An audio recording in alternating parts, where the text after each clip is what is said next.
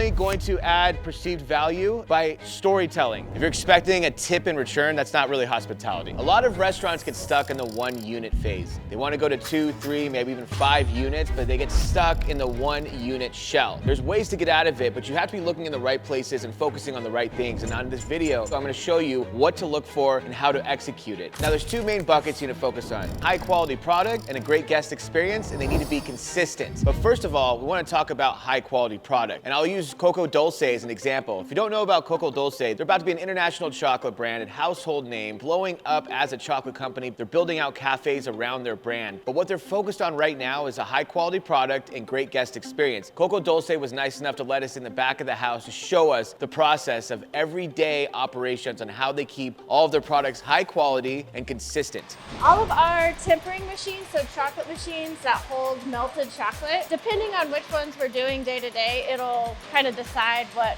flavor we turn on. We actually hand make all of this, and then we'll fill it into a mold. This is what this is called. Oh, wow. And then we'll fill it full of ganache.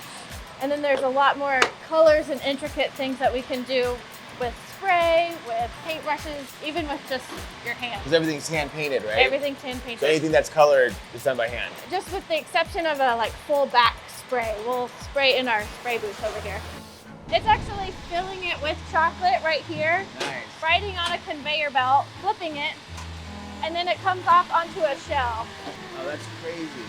Before we had this technology, we were doing it all by hand. Oh my God. All right, we ready? Oh yeah. Do you remember what I did? I think so. Okay.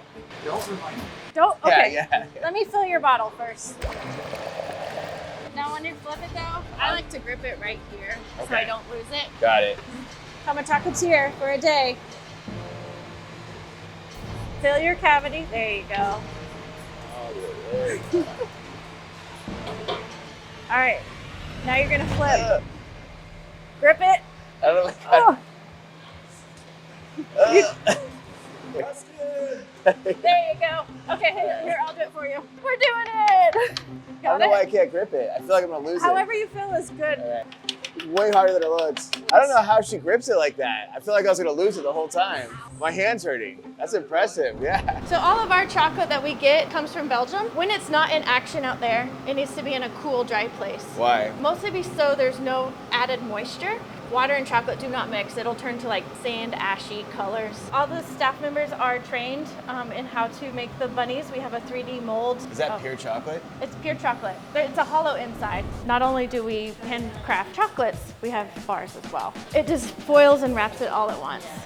Additionally, we've invested in some really good thermal packaging. So we're also gonna bubble wrap your box, and we're gonna make sure you have 1 or 2 ice packs in it. Because you care. We do care. It's in the details. Every single step. It's important they get like the A product two-bite at wonder 100%. from our door to your door. That's how it works. That's amazing. Yeah. Wow. Now, as you can see, Cocoa Dolce is highly focused, hyper-focused, laser-focused on delivering a high-quality product. And they're willing to invest in their people and their systems to make it consistent. Now we talked about product, now we need to talk about experience. If they really want to scale their cafes, they have to have the best guest experience possible. There's a million cafes everywhere. You go down the street, you're gonna see 10 of them a mile down. But if you want to separate yourself from the competition, ask yourself, what would separate it? It's a guest experience, because guest experience at a high level is rare these days, and people flock to them. The best performing restaurants, the best performing cafes also have the best and consistent guest experience, and that's where I come in and take everything to the next level. They want to go from good to great. They want to learn how to train Gen Z, and that's the biggest problem they're having. Consistent training with Gen Z, training their staff to be bought in, training their staff to be actually excited about their job, and to execute it at a high level without micromanaging or leadership being involved at every step.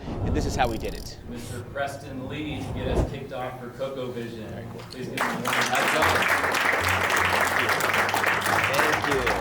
Everyone in this room is a piece of the guest experience, and you're in charge of the guest experience. So my focus when I talk to companies is invest in you guys. Invest in training, invest in systems, invest in ways to make you guys better and make sure the guest experience is consistent. When I walk into your locations, all 3 of your locations, the places are beautiful. There's something special about it right when you walk in the first time. But we have to grade that with the guest experience. So if I walk up and you're like, how can I help you? We're losing. We're already started losing the battle. We need to ask the guests questions and make sure that we're connecting with the guests and seeing if we can get them to start talking to us so we can give them the experience. Because the only way we can give a guest experience is if we know more about them and we ask them questions. Service, I'm here to give you money for your product. So you give me the product, I'll give you money. They're gonna walk in and say, I want that. You're gonna say, okay, here you go. Do you have any questions before you buy it? And that's it, and they're gonna leave. That's service, that's transactional. A robot can do that. You can do that at a kiosk. Hospitality is elevating the transaction, elevating the experience. Maybe get their name, maybe find out what they like, educate them. The chocolate, even when it's busy as all holy heck, like we're still taking our time with that guest who deserves to have that experience. We have to ask questions, we have to get them involved, and we have to get them talking about themselves so that way we can make a custom hospitality experience. Because if you think you just ask and don't ask questions and just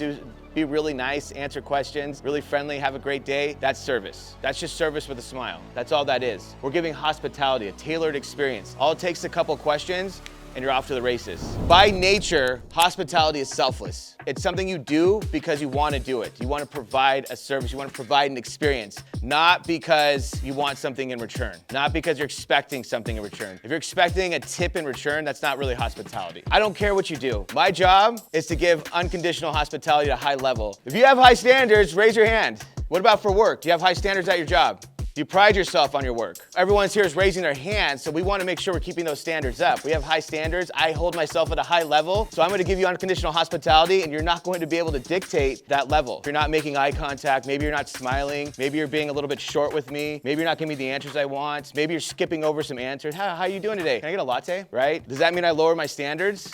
No, right? I'm not gonna change my standards because of your reaction. That's just me lowering my standards. Preston, they were rude the whole time. Okay? Did they call you a name or what? No, but they were just being really short. How do you know that? Our job is to give hospitality, not judge the guest on their reactions. That's our job. Every time we're interacting with a guest, we have a moment, a chance to inject hospitality. And so that's what we want our employees thinking about. Every single moment, every single time. Any moment that we're interacting with them, even if it's locking eyes, we can give them hospitality. And what are some ways do you think we can microdose hospitality? Saying their name, simple, right? Body language, absolutely, 100%. Eye contact, smile, that's a piece of hospitality. Have you ever been in a restaurant where you look at someone, like an employee, and they just look away? You make eye contact, you guys happen to lock eyes, and they just look away, like, don't look at me, how dare you, right? Or they can stop and just, smile and wave at you, maybe give you a nod, whatever. But that makes it more comfortable in the environment. That's a totally different experience. So those are moments of microdosing hospitality. Now, waving actually does have a human connection. If someone waved to you on the street, what would be the first thing you did if someone waved to you on the street that you never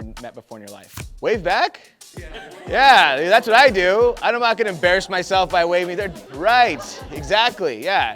Someone's waving and you kind of do like a, yeah. But the reason the psychology behind that when you wave back and you go, do I know you, is because it's a personal thing. So when you're waving at someone, they walk in, it becomes a personal connection. And you're breaking a barrier. You're breaking a barrier of mundane BS. So when they walk into a store and you wave, that's something unique. Most of you are here as a leader, part of the leadership team, right? One way or another. Big piece of the puzzle too here is passion selling. We have an amazing product, so we need to passion sell it. So if I ask you what your favorite chocolate is, I should get a passion sell, not just a recommendation. But we want a passion sell. Why is it my favorite? What does it taste like? Why does it make it different, right? Someone asks about the parfait, amazing. What does that do for you? They're just trying to validate your decision. I don't want that. If I'm asking you how a dish is, tell me about it. Explain to me, get me excited about it. Talk to me about it, because I don't have a lot of confidence in the fact that you just said it's really good. Because again, we're only going to add perceived value and exclusivity by storytelling. And we have a million stories to tell just from the chocolate on itself, but then we have a million stories to tell with our bakery side. We have a lot of stories that we can be telling and getting people excited. The staff can only do that if they're educated and motivated. We can educate them by training them well, and we can motivate them by pushing them in front of the line when they're training.